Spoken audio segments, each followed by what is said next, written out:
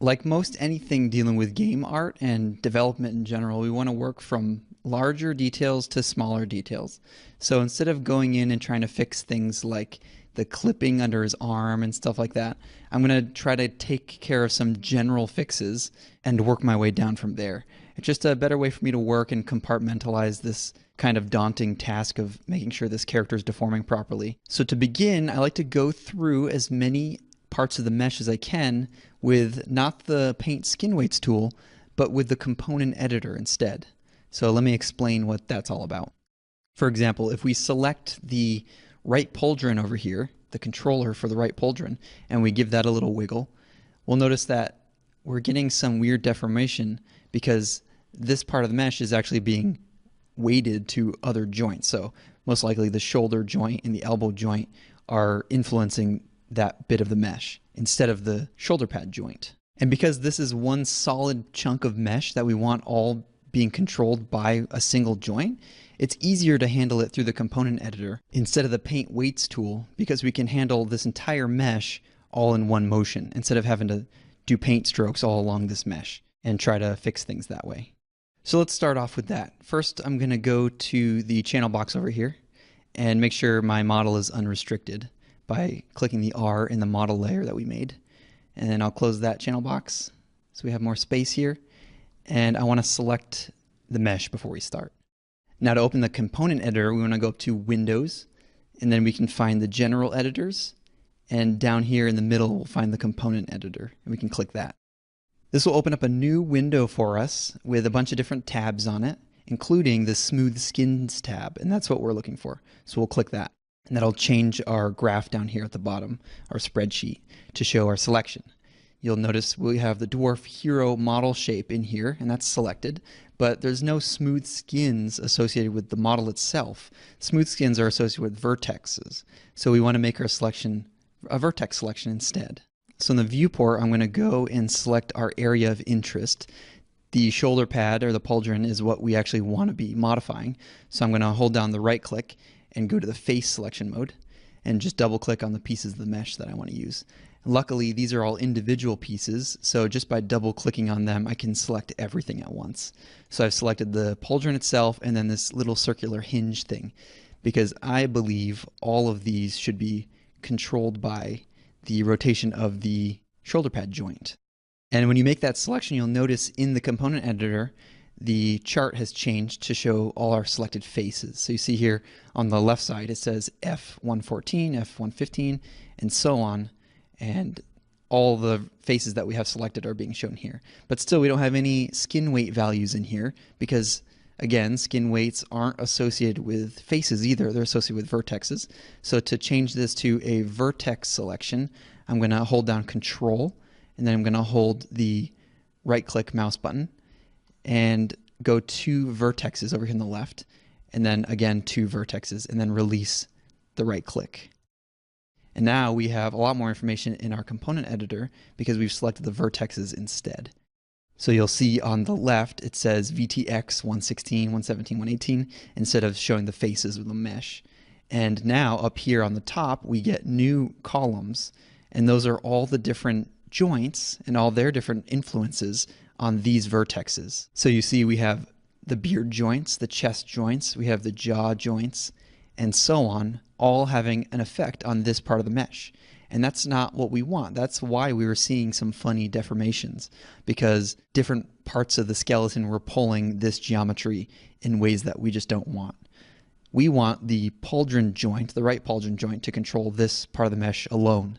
So we want to look for the right pauldron joint on the column up here, and we can select the first input field, which is this 0.186 in my case. We can click that, and it gives us the option to input any number we want in here. But before we do that on that single vertex, that's just one vertex we've selected, we want to click that, and we want to scroll all the way down to the bottom and hold Shift and click on the last vertex. That way we've selected everything, and we can input one value and change them all at once. And we know now that the total influence for any joint in a skin binding is 1. So instead of having the values distributed across all these different joints, we want to add a 1 value in the pauldron so that everything else goes away and we just have pauldron joint influences on this part of the mesh. So I'm just going to hit 1 with all those selected and then hit the tab key. And all those other influences will be removed from this chart because we have it only showing the influences that are present on those vertices. So right now, we've given all the pauldron vertexes a weight of 1 for the pauldron joint. So now that that is done, we can select our controller in the viewport and move it, and we can see that now just the pauldron joint is controlling all these vertexes, and it looks a lot more like the way we'd expect Armor to move. And yeah, it was much faster than painting the weights by hand and trying to get inside all these nooks and crannies with the paintbrush. So I love using this tool. It's a quick and easy way to handle those larger chunks like that are all uniform. And it's very quick, and it's a nice companion to the Paint Skin Weights tool. We'll be using this tool every now and again for the remainder of the course. So this is just kind of an intro to it, but there are a couple other areas that I like to take care of initially before we start going into the Paint Skin Weights tool and taking care of the rest of the mesh. And those are the eyeballs. I'm sure you can already imagine how we're going to handle these eyeballs. We can select the mesh and go into the face selection mode and grab the eyeball, and then hold down Control and right click on the eye and go 2 vertices, and again 2 vertices to confirm. And now again we have all the information at our disposal in the component editor, and we want the left eye to control this entire left eye. And as you see right now, that's not true. We have all kinds of other things influencing that part of the mesh. So we want to make sure that that eye moves on its own. So I'll find the eye column, the left eye joint column. I'll select the top input there, scroll all the way down to the bottom, hold Shift and select the bottom, and then I'm going to input a value of 1 here so that that eye moves independently, and then I'll hit Tab. And now all those other things disappear, and we're left with just influences in the left eye joint. So we can look in the viewport and grab our eye controller now, and we can compare it to the other eye that we haven't done yet. So this eye, see how he's following there? I can zoom in a little bit. He follows that controller with his eyeball just like we want, because now that joint that's rotating with our constraint is only rotating the eyeball. And I guess some of the extra little areas in the face are also being controlled, but we can fix those later. But right now we get some cool eyeball movement. Now, alternatively and comparatively, we can select the undoctored eyeball and move that, and we see we just get a bunch of weird head movement along with the eye movement. So we want to fix that one as well, of course. So I'm going to select the mesh again, go to face selection, select the eyeball, hold down Control, hold down right, go to the left 2 vertices and confirm 2 vertices. And then in here we want to find the right eye joint, and that is right here. Not to be confused with the right eyelid upper and right eyelid lower joint. We want to select that first input value, go all the way down to the bottom, Shift select the bottom, and input 1 and press Tab. And now we've done the same thing with that eyeball. And we can grab this controller here. I'll zoom in so you can see. And we can move that, and he's looking and following our controller just like he should. And there's still that little bit of head movement there because some of the head area is being influenced by those joints. But we'll fix that in due time. But for now, that looks pretty good. See, it's all paying off. If you happen to put the values under the wrong joint, you can always adjust them through the component editor as well. So right now, when a joint has no influence on these vertices, it actually hides it from this graph. But if you go up to the options and uncheck hide 0 columns here, you'll have access to every joint in the skeleton.